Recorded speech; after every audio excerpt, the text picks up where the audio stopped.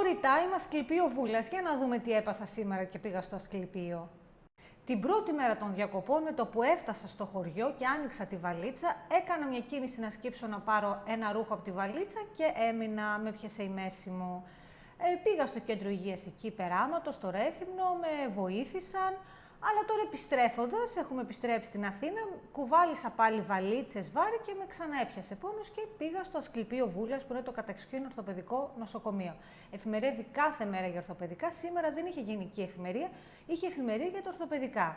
Λοιπόν, πρέπει να σας πω ότι στο Ασκληπείο, επειδή το έχω επισκεφτεί πολλές φορές, τώρα τελευταία όχι, τα τελευταία χρόνια, έχει ανακαινιστεί, έχει γίνει πολύ σωστή ανακαίνιση, έχει αλλάξει τελείως ο χώρος στα εξωτερικά ιατρεία, στα επίγοντα.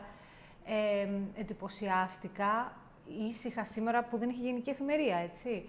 Καθαρά, όλα οργανωμένα,